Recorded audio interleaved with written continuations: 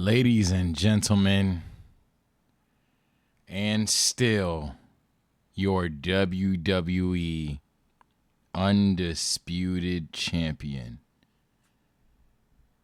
Roman Reigns. And of all people to cause Jey Uso the match, it wasn't his little big brother Solo. He was already competing against his cousin. No, not his father, uncle, son, daughter, mother. His closest biological relative.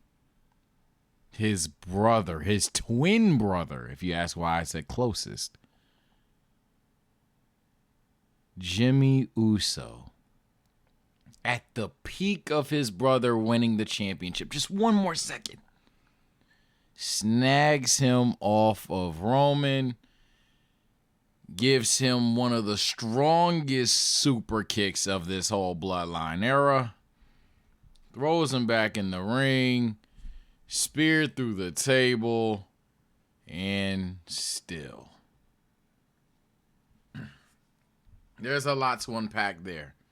And I'm not one of these YouTubers that's going to wait until the end, because there's a lot of other things about SummerSlam that have more details to talk about, but let's just get the bloodline stuff out the way early.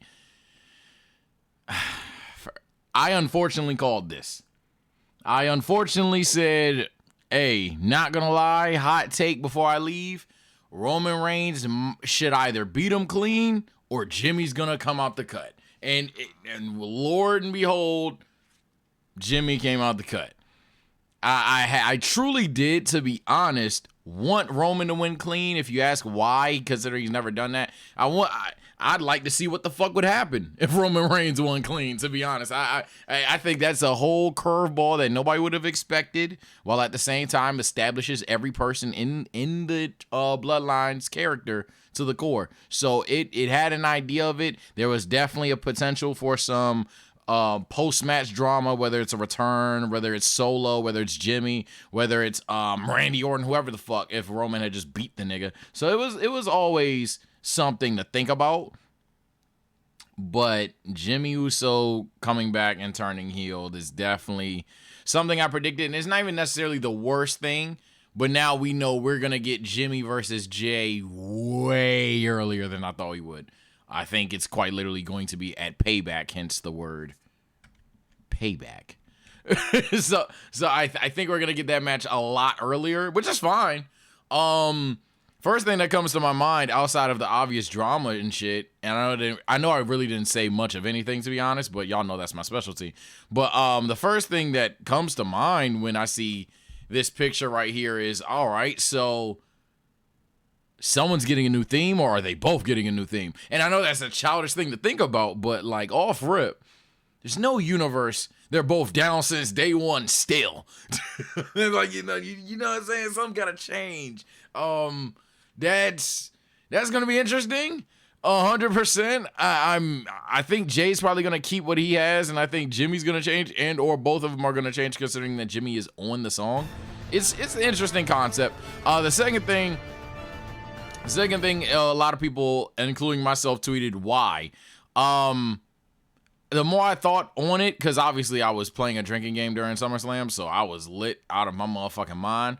But when I really sit back and think why Jimmy could have done this story-wise, he's likely going to say he just fell in line. I doubt that he's actually going to blame Jey, but it's just weird that Jimmy would fall in line, considering he's the one that started it. So maybe this is his way of saying, hey, we cannot beat this nigga, and he's looking out in like a weird kind of way, the same way Roman feels like he's doing the Lord's work looking out for Jimmy, Jey, and Solo. Maybe Jimmy is now with that mindset as well. It'll be a good match. It's honestly, either one could win at this point in time. They'll likely give it to Jey, but it'll be an interesting rivalry. I just hope, as J-Man just said, I hope that it's not because Jimmy is jealous. I'm not even going to say that's the worst story. It's really not the worst story, actually. Yeah, it sounds corny it sounds corny and predictable, but it's not really the worst idea in hindsight. You know, you got the main event Jay thing. Everybody likes Jay. Jay back then used to talk about which one are you. Now everybody's kind of like, all right, so it goes Roman, Jay, or Solo, Jimmy. So that's not even while it's like a predictable typical storyline that's happened time to time for this specific saga, it's not even the worst idea. So I'm not mad if they go the jealousy route, but I think a more compelling, interesting thing is if you have like Jimmy along the lines of like a Roman thing.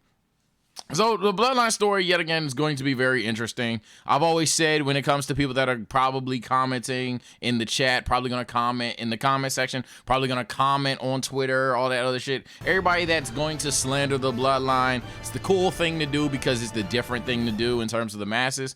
But ultimately, when this story is finally over, everyone will miss the Bloodline. So I don't necessarily have slander on the fact that it's still going. One thing I do know for sure, though, that has kind of sullied it a little bit for me is that now, yeah, it's going to be Cody. Like, yeah, it's going to be Cody. we can just go to Cody Rhodes now. I guess that's a W segment, but it's going to be Cody now. Like, and it's kind of like the biggest tell of all now. Like, my friends do not like Cody Rhodes. Like, a lot of them don't. I don't see why they hate him. They call him a head ass, and they call him like over the top and extra, which he is, but I'd argue every babyface ever is over the top head ass and extra. Jey Uso is over the top head ass and extra. So I feel like it's just a random dick suck. But when it comes to Cody Rhodes as to why I know it's going to be him, I done seen Brock Lesnar beat up The Rock. I done seen him beat up John Cena. I done seen him bitch CM Punk. I done seen him throw Omos. I done seen him beat every motherfucker that I've, like, holy hell. And this nigga off script raises Cody Rhodes' hands. Oh, it's over. It's over. Oh, it is over. Yeah, Cody's gonna be the guy. The only other possible maybe motherfucker is another man that I haven't yet to mention thus far, and we'll get to him when we get to him. But all in all, I'll say this. I actually didn't give a fuck about this rivalry until it ended. And I know that's a weird take, but I really, really, really think Brock Lesnar doing this saved this rivalry for me. And I know that's going to sound crazy, but all in all, this whole rivalry was based on quite literal random dick suck. Like literal random dick suck. It's just, hey, we're going to have a 2-on-2 match and then Brock Lesnar attacks me. Cody asks why. No answer, just another attack. A month later, they have a whole match. Cody wins it. Another attack. Why? Brock wins it this time. Another attack. Why? So, like, to this day, I'm pretty sure we don't know why. To this day. But him raising his hand, I feel like, and maybe this is beyond too headcanon-y. I know for my anime niggas, the term is headcanon-y. I feel like this is genuinely one of those things where he's like, look, maybe I was either testing you or maybe I was terrorizing you to truly see who the fuck could do it. Because I couldn't do it. And he raised in like, hey, if there's one motherfucker to get it done, this man right here. So that's my headcanon on this rivalry. And that's why I'm saying it's a lot of things on the fact that because it's unscripted, that it could just not have been the case at all, right? But if I'm not a person that's on Twitter, hey, what's the script? Blah, blah, blah. Reality is Brock doing this opens the door for like a lot of headcanon. And as a result, I'm not gonna lie, I think he saved this rivalry from me not giving a fuck to actually like, oh, it's not bad. I don't think it's good. Let's not get it twisted. I'm not excusing a literal Brock talking like 3 times throughout the entire time, which is fine. Brock doesn't need to talk all the time. But him never saying why is still kind of crazy. We may never get that reason, and that's still kind of crazy. But I don't know. I literally used to think it was just a bad. You just threw Brock Lesnar and Cody rivalry, and now it's not that bad to me. It doesn't bother me. It doesn't bother me nearly as much. Now, in terms of the matches, by the way, Roman J, 36 fucking minutes, 37 fucking minutes, something like that. I think it was probably 40s plus. That match was cool. Yeah, it was just cool, honestly. A little disappointing, I'm not even gonna cap, because you would think they would pull out all the stops for Roman versus Jay, and that's not what happened, but it wasn't bad. Same thing with this match. But this match kind of was just, and this is another reason why I thought it was just bad. Cody Rhodes literally just like used stairs. Like mid DQ match, Cody just frame one rage quits and just hits this nigga with some stairs like 4 times. And granted, he's Brock Lesnar, so he just stood up. But it's like, you still can't do that. And then an exposed turnbuckle, you still can't do that. So Cody cheated like fuck in this match. Maybe that's why he raised his hand. Hey, you know, the kid knows how to play dirty, like Roman Reigns. Like, I don't know what it is, but to be fair to them, I think they realized, yeah, this match really shouldn't have been a fucking no stipulation match to begin with. I think they tried to pay homage to their own stupidity, but nah, it still came out pretty fucking stupid. But overall, these 2 matches, one of the 2 bigger draws to the card, and I'll say they probably weren't even the best matches of the night, but they weren't nearly as bad as I know a lot of you are going to make it out to be. I think this match was literally, oh, cool. And I think the Roman J one obviously was good. It just wasn't what you would think they would do for Roman versus Jay. Like the fact there was no Sami Zayn, no Kevin Owens, no Jimmy Uso until literally the end, and he hold off ripping that cost ball game. It was kind of like, damn. You thought you would get a little bit more. Shout out to Solo Sikoa though. I ain't gonna lie. A lot of people thought that. So I heard one dude say he didn't like Solo essentially making it 2-on-1. I fucking love that. You're bugging. But yeah, and I love that stare down he gave to Roman. I fucking love Solo right now. Solo's on timing to me personally. But let's get to another match. Women's triple threat match of the night. Okay, let's just get to that because I heavily disagree. I'm gonna say let's just get to that. I heavily disagree with the match of the night, but let's talk about that match. Let's see. Let's pull it up. Let's pull it up with this picture, maybe. Okay, fine. This works. I tried to pull up part 1, if you know what I mean, but it didn't really work. So we're just gonna go with boom. We're just gonna go with boom. I like I already implied, to say this was match of the night, I think is beyond disrespectful. I'm not even just being one of those niggas that don't allow chat to be right. I just think this was the only good spot or even memorable moment throughout the entire match. To be honest, both women's matches, I hate to say it, and y'all know this is like the corny, typical thing a lot of wrestling misogynist fans say. Both of the women's matches were literal snooze fest to me. They just weren't that good. And y'all know I'm a Bianca stan, except for this moment right there. Shout out to Bianca Belair. She might get a fucking Actress of the Year award, because I'm literally half drunk. I heard her scream. I said,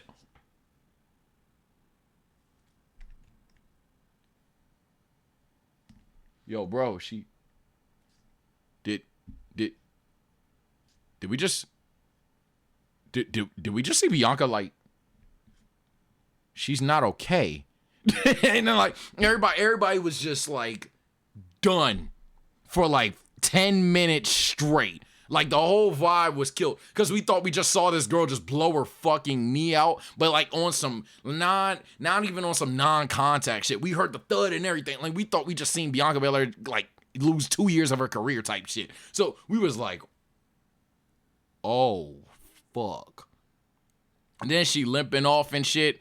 But then she comes back. She comes back, and a nitpicky comment, but this is this match just wasn't too great for me. Nitpicky comment, she sells the wrong knee, but it was still a sell on the knee or whatever. Hits a 450, hits KOD. By the way, intermission, again, I'm sorry I'm bouncing all over the place, but I'm not editing this video. Deal with it. You think Super Cena was bad? I'm telling you, Super Bianca. Hey man, I fucking love Bianca, but Super Bianca is super duper duper duper duper Bianca. So she comes back basically on one leg, KOD Charlotte or whoever the fuck she did. 450s. Oh, she 450 Charlotte. I think she KOD'd Asuka. Some other shit, and wins the championship. Tanks a figure 8 also in the process. Wins the championship. Huge moment. Everybody's like, oh hell yeah, we fucking with it. And then out of fucking nowhere, what saved everything about that match for me, and y'all know I love my Bianca. This is the first time I see my baby get pinned live. But that was good. that EO kid's good. I like this EO kid. She's good. She's good, chat. She's good. That W timing, W way to do it. Brought Bailey with her. It was awesome seeing Dakota Kai back. That motherfucker made me stood. I was like, Dakota! Oh my God, Dakota! So, nah, that was fantastic. The cash-in was fan-fucking-tastic. Definitely, easily, and granted it's a low bar, easily the best women's cash-in. Oh, Melo's was good too. I'll probably still say, in my opinion, this was the best cash-in. But Melo's is the only other good one, to be fair. But I love this cash-in from Io Shirai, Io Sky, whatever you want to go by. Definitely another illegal thing. WWE forgot about rules. Bianca never stood up. Like, you usually stand both wrestlers up, ring the bell, the wrestler falls and then gets cooked. But they just said, yeah, you know what? Io's going to stand on the top turnbuckle. Bianca's going to stay right there, ring the bell, moonsault, GG's. That you can't do that, but it's fine. Io's champion. That's all we care about. I just hope Asuka's not irrelevant now. I really hope that's not the case. I really hope that's not the case. Like, come here. I really hope that's not the case. I got accused by some of you guys when I said when Asuka beat Bianca, it was corny. It was. Looking back at it, it was. It's still genuinely the most. That's how Bianca lost? That I've ever seen from a champion in like the past 5-10 years. Like that loss, when you rewatch it, not gonna lie, you gonna want Bianca lose all you want. That loss is nuts. The loss is actually whack as fuck. But I never had a problem with Asuka. Who the fuck would hate Asuka? I just hope that not like this. You're not. Please don't have EO beef with fucking Charlotte. Please, please.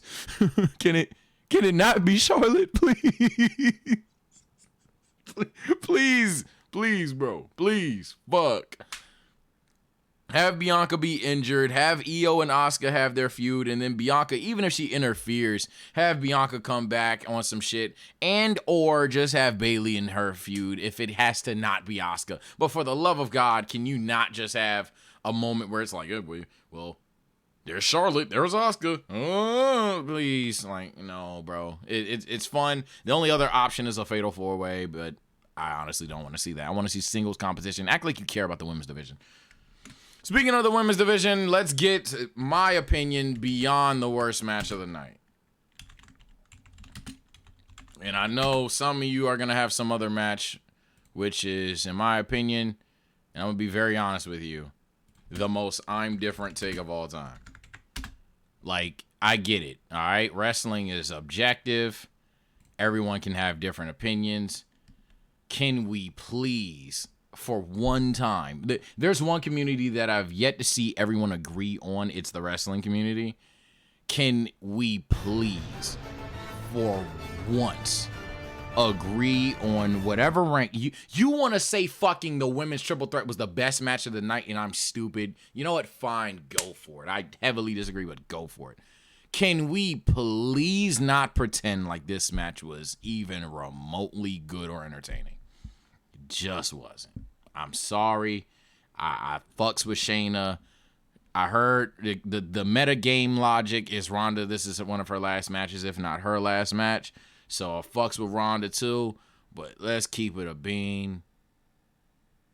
It was not entertaining. It just was not. We don't need to lie about it.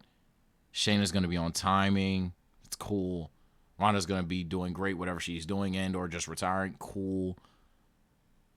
But please, like, come on, y'all. Like, come on, y'all. Now, let's get to a whole different match. Let's get to one of my match of the night contenders. And granted, there's only 8, but easy one of my match of the night contenders. Easily one of my match of the night contenders. Not gonna lie, did not see this coming. Did not see this coming. Didn't see it coming at all. I'm not gonna lie, swerve me. And if I'm stupid, go ahead. Swerve me. I saw no chance that either A, this nigga walks out of here with the goddamn belt. To be honest, I didn't think he would actually cost Finn the goddamn belt. I ain't gonna lie, swerve the shit out of me. That nigga kicked out a curb stomp, bro, kicked out a coup de grace. All of this shit swerved the shit out of me. This was a good match.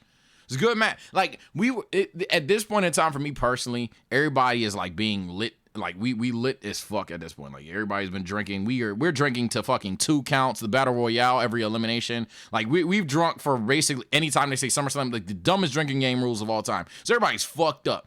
And then we're just sitting back and we're like, not even talking. And we're like, these niggas like high-key, low-key having the best match of the night thus far. Like, the spots were just insanely crazy. I see some people love and some people hate this spot. I actually really liked it. I think this is one of those moments where the people that don't like this spot are trying to be too cool for school. This was not that fucking corny. Even if you think it was corny, it's not that fucking corny. It was kind of clever to me. I ain't gonna lie. And, yeah, I mean, it's Seth Rollins and Finn Balor wrestling, so wallahi, it was a good match, right? The in-ring work was good. Oh, shocker. But, like, deadass, this probably is their best match. I'm not gonna lie, this probably is their best match. Damian Priest added nothing but value to it. The only maybe question mark thing is genuinely, and y'all gonna get mad, but y'all know I love them both. Why were Rhea and Dom there?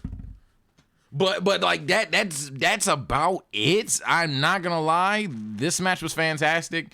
The finish was a swerve. Nobody expected it, but I'm not even remotely mad at it. Did I want Finn to win? Yes. Did I say Finn would win? Yes.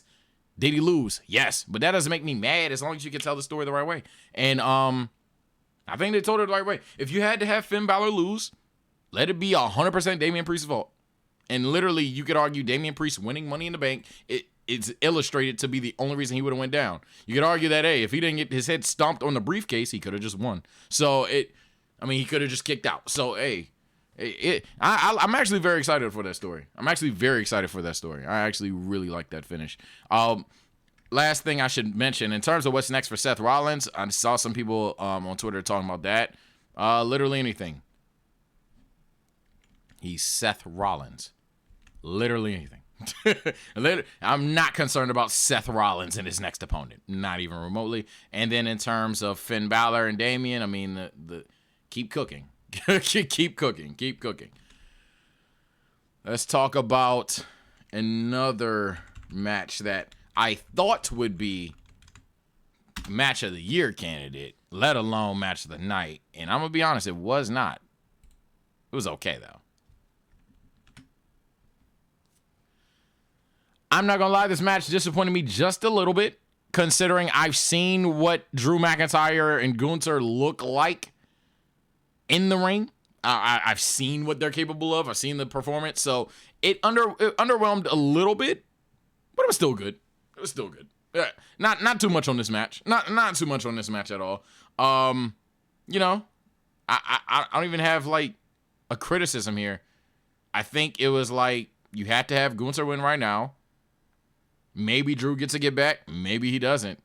But you gotta let Gunther get the I'm the greatest IC champion of all time thing. You do. Cause he is. I'm sorry. I don't know what other one. I know a lot of you guys like the Miz 2017 thing. And there's one other IC championship that everybody be talking about that I cannot think of. But no, it's Gunther. It's Gunther by a mile. Beyond the greatest IC champion for me. The reason why I say that is because you sometimes can genuinely feel like the IC belt matters more than the World Heavyweight Championship. It matters more than everything but Roman's belt. What am I talking about? You could genuinely argue that outside of Roman Reigns' championship run, which is an 1,000-day run, that he has beyond the most impactful belt, and it's supposed to be a mid-card belt. It's elevated talent. At the same time, it's elevated Gunther. So when he coughs up the belt, you're not asking him to go back for another mid-card belt. Well, the second Gunther drops this belt, everybody's going to want him to either A, take a hiatus and then go for the world championship, or B, just go straight for the world championship. So I love his reign. I think he's the IC GOAT, and I'm happy they're going to give him the fucking, what's it called? The longest reign, because I think he deserves it. Who's going to beat him? Someone in chat asked who's going to beat him. If he's not getting a get back, I have no the fuck idea. But it's Gunther. The thing general. Like, he'll be fine. I'm sorry, that's corny, but we're talking about Seth Rollins and Gunther's next opponent. Oh no, like they're gonna be fine. They're gonna be fine, I promise you. They're gonna be fucking fine, bro. Chad Gable, ooh. I know that's corny. Some of y'all gonna call that corny. I fucking love Chad Gable. Fucking love Chad Gable. Fucking love Chad Gable. Speaking of wrestlers I love. Speaking of wrestlers I love.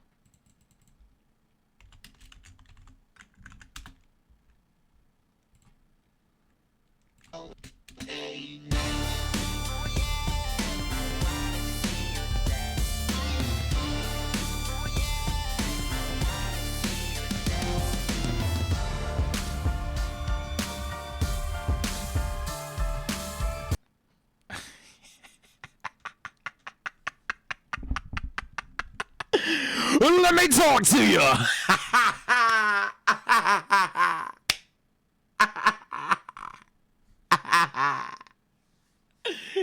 You can't spell Slim Jim SummerSlam 2023 Battle Royale without whose game is it? Well, everybody's saying L.A. Knight. Yeah. This guy's great. Look at this guy. He's fucking awesome. You know what's fucked up? This match doesn't mean a damn thing. And that's the only thing about this match that actually hurt, because I usually fucking hate battle royales. It wasn't that bad. It wasn't the worst battle royale. I'm not gonna lie. Usually hate them. I just wish this match meant something. I wish it was a #1 contenders match for the US belt. And I'm not gonna lie, while I'm all for Triple H shortening pay-per-view matches, just throw Theory and what's his name? Santos Escobar on the goddamn card. Have their match happen. And then, hey, this match is for next #1 contender. That would have been fucking awesome. But it is what it is. LA Knight needed to win. LA Knight needed to win on a pay-per-view. LA Knight needed to win on a pay-per-view like SummerSlam at that. His spot where he was the one motherfucker that actually tried to fight Omos. They did a good job with that. They didn't have him just straight up beat Omos one-on-one in a battle royale. But at the same time, they made him look damn good as the one person that was trying to before they all inevitably jumped him. I like how he's basically beat Sheamus clean twice. Clean's a stretch a little bit. But he definitely beat Ray clean, and that they're making LA Knight look really good. It's just a matter of when you're gonna start pushing him towards the championship. And I'm sorry, I know someone said IC. I think that's way too high. Give him US. I think US is literally, he didn't botch the spot. Oh yeah. I love that they redid the spot. You knew Sheamus of all people wanted to do that again. Like, fuck LA Knight wanted to do that again. You knew Sheamus wanted to do that again. So I'm happy they did that spot again, and this time did it damn near perfectly. The only thing is it wasn't the superplex. It was the whatever that other one is. But it's fine. But I'm not gonna lie. I know a lot of you guys want him to go after Gunther. Some of you even Seth Rollins or Roman. I think that's a little goofy. But US belt is literally his name on it. I think it's just a matter of like, please just stop being pussy. I'm not gonna lie, I'm gonna just throw this out there too. For the love of God, can Santos just clothesline Ray already for who knows why reason? Because I don't give a fuck about him right now, and maybe that will help. Also, can Theory just fucking lose the belt and get a different character, because he's also a person I don't give a fuck about? The only person in the LWO I even care about, to tell you the truth, is not even Ray right now. Niggas just already know who Ray is. I don't even care about Ray right now. I care about Zelina Vega. Shout out to Zelina Vega. Shout out Zelina, by the way. Everybody else in LWO, I genuinely do not care.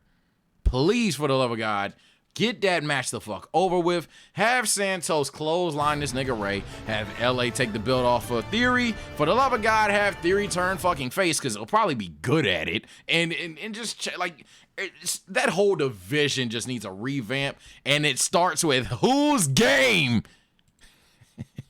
Well, everybody's saying L.A. Knight. Yeah. All right, man. Now, I'm not going to lie. This is going to piss at least 5 of you off.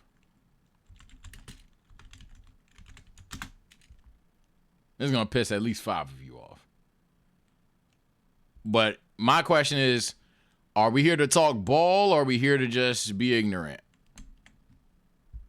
This match of the match of the night contender number 2. Easily, actually.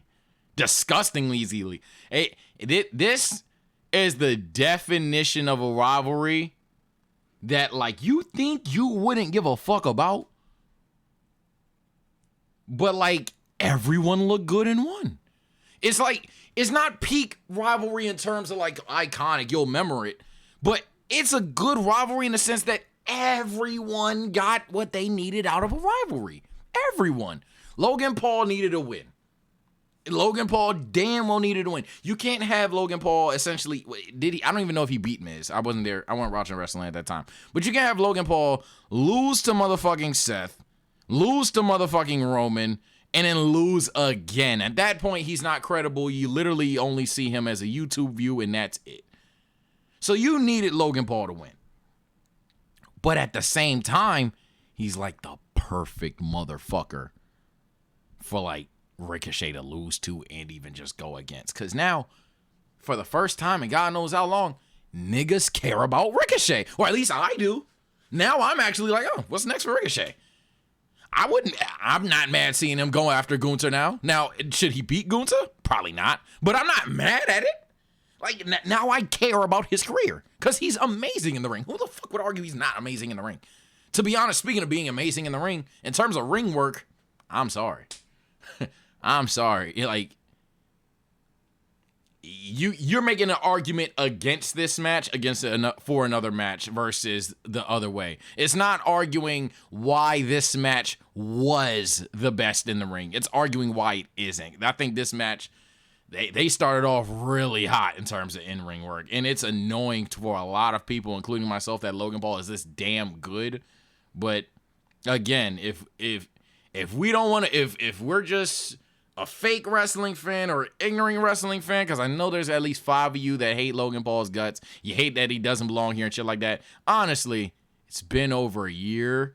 It's getting corny, and it's just making you sound like one of them people that, like, I hate change. Like, he's too fucking good. He's too damn good at this shit. A little unsafe, I guess, if you gotta heavily critique him, but he's too damn good at this shit. Shout out Ricochet and Logan Paul. I think this is the most perfectly executed match of the night in terms of what 2 superstars needed to get out of a rivalry and what they needed to do in the ring to establish it. Now, is this the highlight of the night? For me personally, I would actually say Seth Finn. I think Seth Finn did a hell of a job in terms of storytelling as well as in-ring work. But this again, I'm telling you, in-ring, you're arguing how another match is better. You're not arguing that this is the best, because it clearly set a high bar. But SummerSlam 2023 in general, I'll be honest. And I watched someone else. I think it was Santi. I'm not going to play coy act like it. I'm pretty sure it was Santi. I'm learning some of the wrestlers' names now. Shout out to him. I think I got it right. SummerSlam, he worded it better than even I could have before I went live. It felt like a B show, and I don't like that. It didn't feel like SummerSlam. Now, was it bad? No. It was not a bad pay-per-view. I think the word bad pay-per-view is, the word bad pay-per-view. To call it a bad pay-per-view is kind of crazy. But it didn't feel like SummerSlam. It felt like Fastlane. It felt like Night of Champions, you know what I mean? It felt like a lot of other pay-per-views could have just did this and it'd be fine, maybe even regarded very high. But SummerSlam, it was like, really? No major return. Like, think about what happened last year. Just to give you like time out. Think about what happened last year at SummerSlam. We had this. This is just a low bar. Just a low bar. Last SummerSlam, didn't these motherfuckers show up? Unless I'm thinking of Mania, isn't last SummerSlam Damage Control returning? Motherfucking some other shit done went down. The Demon returning, like I can't even name everything fluently because I'm live. But SummerSlam a year ago, I'm not gonna say shits on it, but it kind of shits on it, and it's just like, wow, none of that happened this year. The only return is either Omos or Seth Rollins ring gear. And it's kind of like, okay, but returns are a little too OD. The crowd cleared too. The crowd from last year cleared. Brock flipping a fucking ring. Yeah, Brock Lesnar, the same Brock Lesnar match. Brock had a better match last year. Like, it's just so many. It just didn't feel like SummerSlam. It felt. I would even say this is like a 3.5 out of 5 to give you a context of where my brain is. I don't think it was amazing. I think 4 stars for amazing, and then 5 is literally perfect. I think it was amazing. I don't think it was amazing. I think it was very good. But if I was to do this for a SummerSlam ranking, I would literally call it a 2.5. It's just like, wow. That was SummerSlam. That's my only like major critique. Like, y'all didn't pull out the stops for SummerSlam. But in general, good pay-per-view. Good pay-per-view, enjoying pay-per-view. I'm excited for the stories going forth. I'm not one of these Bloodline haters. I know a lot of people are slandering the Bloodline now because they think, okay, well now it's about to be dragging it. What do you want to drop? You wanted him to lose to Jay? I'm gonna be honest, it's just one at a time. He should have been lost it. He didn't been lose it, bro. So you're gonna bring it up every day of your life, how it's dragging? Just roll with it. I ain't gonna lie, hot take, my final hot take. Anytime someone thinks something's going wrong, this nigga Triple H just shut up the community time in and time out. If Triple H ain't done with the Bloodline, 9 times out of 10 is for a good reason. But let me know what y'all think. Let me know if y'all thought Finn should have won. Let me know if y'all thought that Jay should have won. Let me know if y'all thought LA Knight should have lost. Something crazy like that. But if you are not an LA Knight fan, you need to unsubscribe to this channel. I don't want your support. Yeah.